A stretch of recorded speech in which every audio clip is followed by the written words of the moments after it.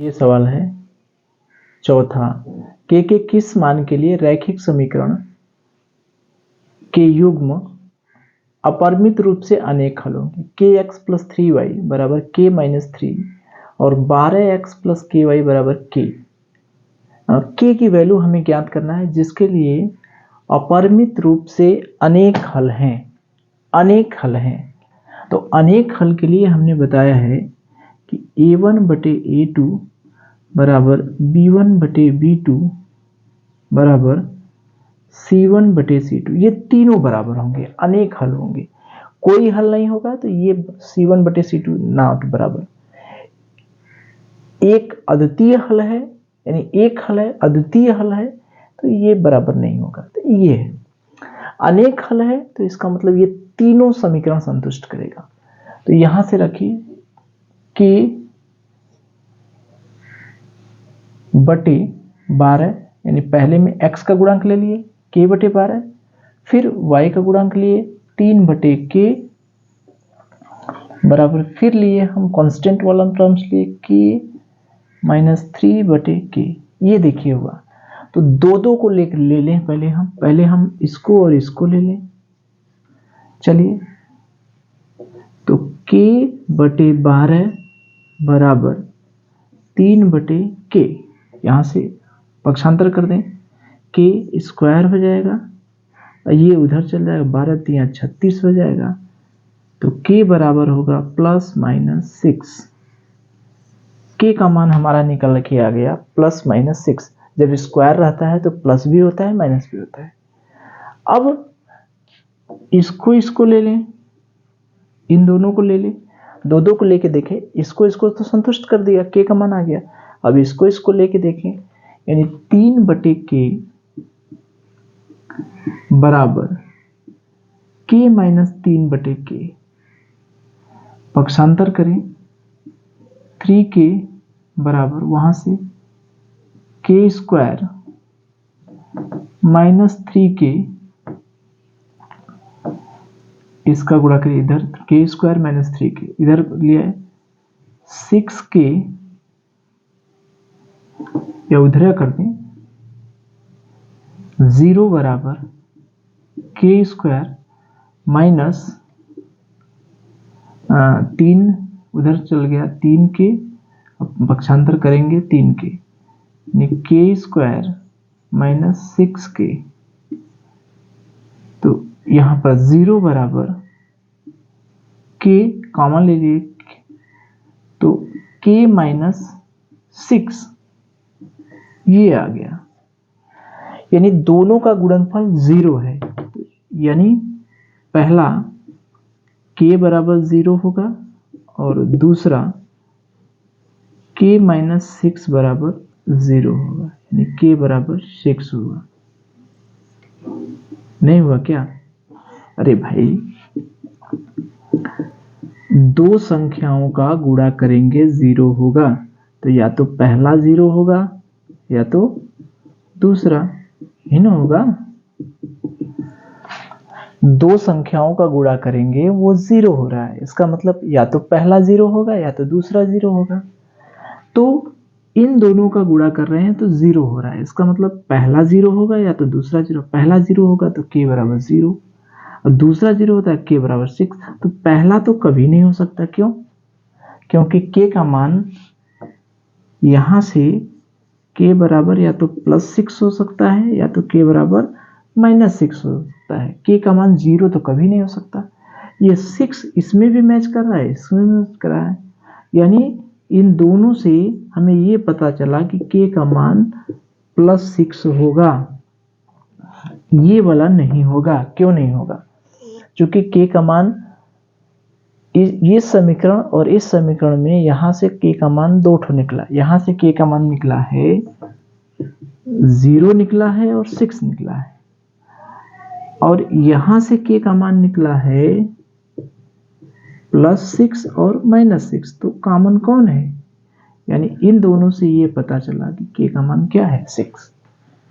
k का मान यहां से प्लस 6 और माइनस 6 आया है, और यहां से k का मान 0 और 6 आया है। तो इन दोनों में कॉमन क्या है?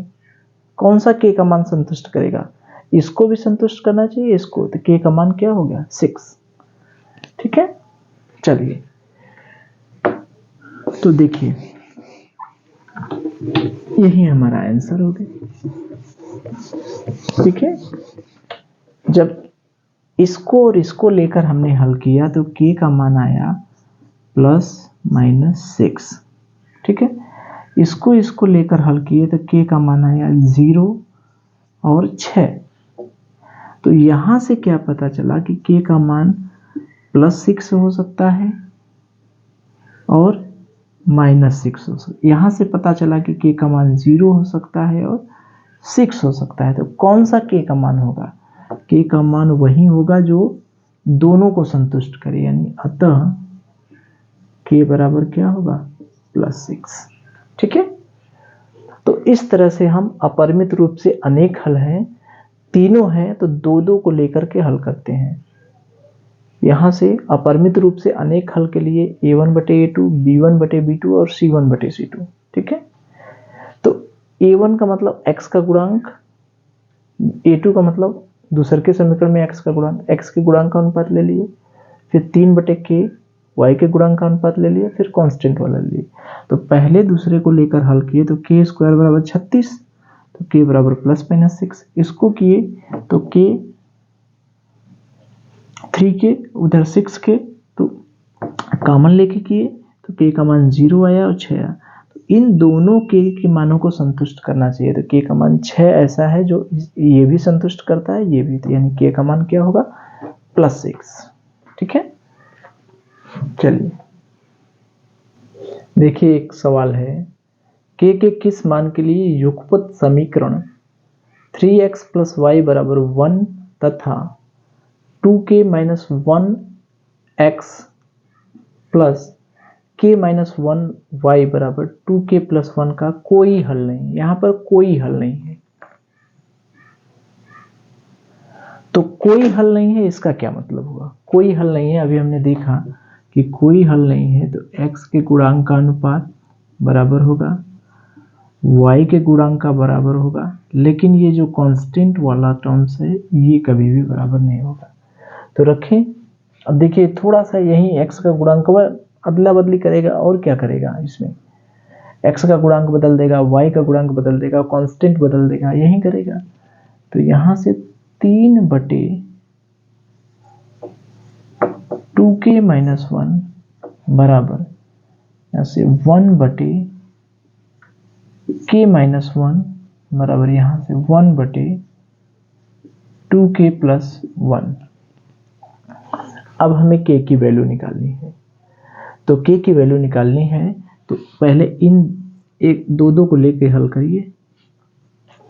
अब इन दोनों को लेके हल करेंगे तो देखिए 3/2k - 1 1/k - बस ये कैलकुलेशन है और कुछ नहीं, कैलकुलेशन करेंगे k का मान निकल जाएगा। यहाँ तो पक्षांतर करिए, 3k - 1 और इधर 1 ब्रैकेट में 2k - 1, तो 3k - 3 दोनों में गुणा हो जाएगा, 2k - 1 पक्षांतर करिए, 3k - 2k बराबर -1 +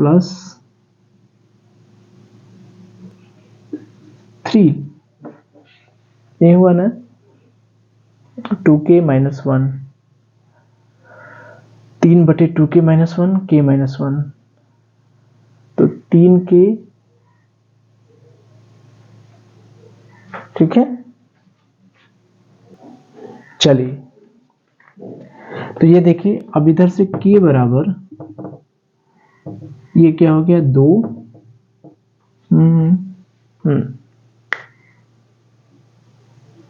2, k की वैल्यू आ गई 2। तो यहां से एक चीज हमें पता चल गया कि k का मान 2 रख सकते हैं। अब अभी हम एक और चेक करना है, ये चेक करें, देखिए k का मान क्या होगा। यहां से 1/, यहां से हमें k की वैल्यू 2 पता चल गई, इसमें तो कोई डाउट नहीं है। इससे हल किए सॉल्व करने पर, अरे भाई 3/k - 1 1/k - 1, ये हमने पक्षांतर किया, इसका गुणा इसमें, नीचे से ऊपर चला गया, ये नीचे से ऊपर चला गया, 3k माइनस 3, इसका गुणा इसमें किया 2k माइनस 1, इधर आ गया प्लस से माइनस हो गया, ठीक, और ये 3 उधर गया प्लस हो गया, k बराबर 2, ये तो आ गया। अब हम दूसरा और तीसरा को ले ले चलिए, अब इसको लेंगे तो 1 बटे k माइनस 1 बराबर 1 बटे 2k प्लस 1, पक्षांतर करें, 2k प्लस 1 बराबर k माइनस 1, पक्षांतर करें 2k माइनस k बराबर माइनस 1 माइनस 1, यानी k बराबर माइनस 2, k बराबर माइनस 2, ये नॉट इक्वल टू, ये नॉट इक्वल टू है ना, ये नॉट इक्वल टू, k का मान माइनस 2 नहीं हो सकता। तो इन दोनों से क्या पता चला, k का मान माइनस 2 तो है नहीं, इसका मतलब आंसर हमारा क्या आ गया, k बराबर 2, यही k बराबर 2 है, कि k का मान माइनस 2 कभी भी नहीं होगा, माइनस 2 के अलावा ही होगा, k का मान 2 है तो ये माइनस 2 तो है नहीं, तो यही हमारा आंसर हो गया। तो 3x प्लस वाई बराबर 1 और 2k minus 1 x plus k minus 1 y बराबर 2k माइनस 1, ये हमें कह रहा है कि कोई हल नहीं, कोई हल नहीं कि मतलब x का गुणांक का अनुपात y का गुणांक का अनुपात ये तो बराबर होगा, लेकिन कांस्टेंट वाला टर्म्स बराबर नहीं होगा। दो को लेकर हल किए, इसको हल किए तो k का मान आ गया 2, इसको हल किए तो k का मान आ गया माइनस 2, k यानी k की वैल्यू माइनस 2 नहीं होना चाहिए, k की वैल्यू 2 होना चाहिए, तो आंसर हमारा आ गया k की वैल्यू 2, ठीक है। चलिए ये देखिए क्या है कि सिद्ध कीजिए कि निम्न रैखिक समीकरण युग्म एक अद्वितीय हल रखता है, अद्वितीय हल है। अद्वितीय हल के लिए हमारा समीकरण है कि x का गुणांक और y का गुणांक कभी भी बराबर नहीं होना चाहिए। अद्वितीय हल के लिए हमने यही बताया है कि x का गुणांक और y का गुणांक कभी भी बराबर यही नहीं होगा, यही हमें सिद्ध करना है। यही हुआ ना, तो हम a1 बटे a2 का वैल्यू निकालिए 2 बटे 6 यानी 1 बटे 3, b1 बटे b2 की वैल्यू निकाल ले, क्या आ गया 3 बटे 5। तो यहां से देखिए a1 बटे a2 की वैल्यू है 1 बटे 3, अब b1 बटे b2 की वैल्यू है 3 बटे 5, इसका मतलब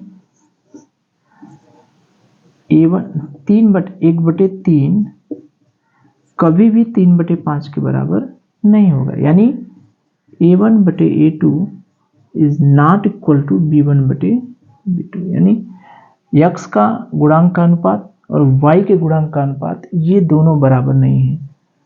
अतः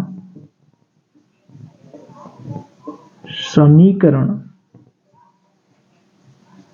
अद्वितीय हल रखता है। यह समीकरण कैसा रखता है, अद्वितीय हल। तो हमें चेक करना था तो a1 बटे a2 की वैल्यू निकाल लिए 1 बटे 3, b1 बटे b2 वैल्यू निकाल लिए 3 बटे 5, दोनों बराबर नहीं है, ठीक है। तो a1 बटे a2 और b1 बटे b2 बराबर नहीं है, इसका मतलब यह है कि यह अद्वितीय हल रखता है। तो हमें चेक करना था केवल, तो चेक कर लेंगे। इसी समीकरण में हमसे चेक कर देता कि ज्ञात कीजिए कि यह समीकरण संगत है। तो संगत है और अद्वितीय हल है, दोनों एक ही है, चाहे संगत है या अद्वितीय हल है, दोनों एक ही चीज है। जैसे देखिए एक एग्जाम्पल है, सिद्ध कीजिए रैखिक समीकरण युग्म 3 बटे 2x प्लस 5 बटे 2y बराबर 7 और 9x माइनस 10y बराबर 14 यह संगत है। वही चीज हमसे कह देता इसी में अद्वितीय हल न कह के हमसे कह देता संगत है। तो फिर हम a1/a2 निकालते, b1/b2 निकालते, ये दिखा देते कि a1/b2 और b1/b2 ये बराबर नहीं है। तो बराबर नहीं है, यही पता हो गया कि इसका मतलब यह संगत है। ठीक है, चलिए